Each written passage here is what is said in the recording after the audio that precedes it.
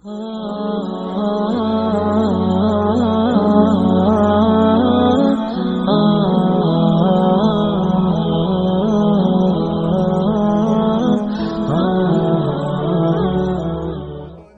بادشاہ کے دربار میں جا نکلا نا تو کہا کہ بادشاہ یہ تخت و تاج کیا ہوتے ہیں، اس کی کوئی قیمت نہیں ہے۔ تو بادشاہ ہنس کے کہنے لگا اس فقیر کو باہر نکالو، اسے کیا پتا ہے کہ تخت و تاج کیا ہوتے ہیں، اس کی لذت کیا ہوتی ہے۔ جب خدام کھڑے ہوتے ہیں، استقبال کر رہے ہوتے ہیں، جب تخت پہ بیٹھے اور ساری رعایا نیچے بیٹھی ہوتی ہے، اس نے کہا نکالو فقیر کو، اس کو کیا پتا۔ بادشاہ ایک دن شکار کرنے گیا تو وہاں اس کا گھوڑا جو ہے وہ سرکش ہو گیا اور ایسی جگہ پہ لے گیا کہ جہاں نہ پانی تھا اور نہ کوئی اور چیز۔ بادشاہ وہاں ہانپ رہا ہے کہ وہی فقیر مشکیزہ ڈالے ہوئے گزرا اور آواز دے رہا ہے پانی لے لو، پانی لے لو۔ بادشاہ کی تو موت واقع ہونے والی تھی، آخری ہچکیاں تھی، تو اس نے آواز دی پانی۔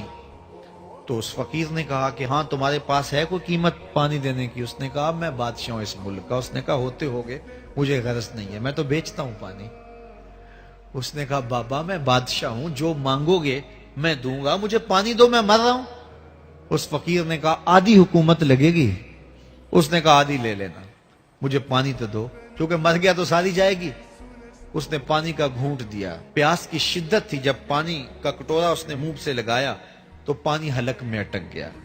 اب پھر دوبارہ مصیبت بن گئی۔ تو اس فقیر نے کہا کہ میں حکیم بھی ہوں، اگر کہو تو تمہارا علاج کر دوں۔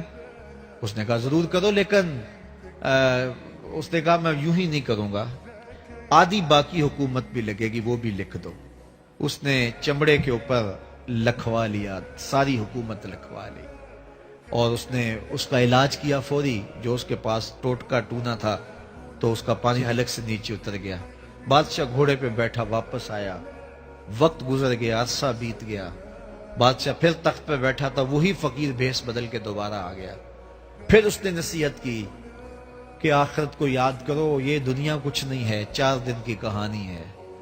بادشاہ نے کہا تو میرا خیال ہے پہلے بھی کبھی آیا تھا، تو نہیں سمجھتا تخت و تاج کی لذت کیا ہے۔ اس نے کہا اس کی کوئی قدر و قیمت نہیں ہے، چھوڑ اسے، آخرت سب کچھ ہے۔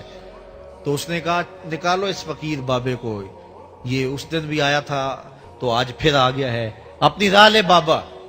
اس فقیر نے اپنے تھیلے سے وہ چمڑے کی دستاویز نکالی جس کے اوپر اس نے ساری حکومت لکھ کے دی تھی۔ اس نے کہا بادشاہ یہ ہے تیری حکومت کی قیمت، صرف 2 گھونٹ پانی، جس پر تو نازاں ہے، جس پر تجھے فخر ہے، تو قبل اس سے سورج مغرب سے طلوع ہو جائے، توبہ کا دروازہ بند ہو جائے، سانسیں اٹک کے حلق تک آ جائیں، اور ہماری زندگی کا دفتر سمیٹ دیا جائے، اور پھر پچھتائیں ہائے جو چند لمحے ضائع کیے، ہائے جو زندگی برباد کی وہ کیوں برباد کی۔ کل کے پچھتاوے سے بہتر آج کا پچھتاوا، زندگی پلٹ ہوگا، وقت پر کافی ہے ایک قطرہ بھی آب خوش ہنگام کا، جل گیا جب کھیت برسا می تو پھر کس کام کا۔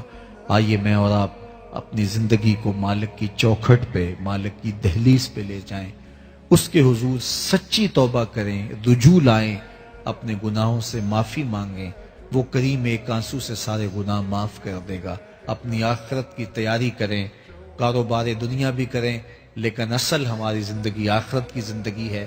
صحابہ کو خندق کھودتے دیکھا تو پیار آیا تو یہی کہا اللہم ان العیش عیش الآخرہ، اے اللہ زندگی تو آخرت کی زندگی ہے، فاغفر للانصار والمہاجرہ، میرے انصار کو بھی بخش دے، میرے مہاجروں کو بھی بخش دے۔ تو اللہ تعالی ہم سب کی مغفرت فرمائے۔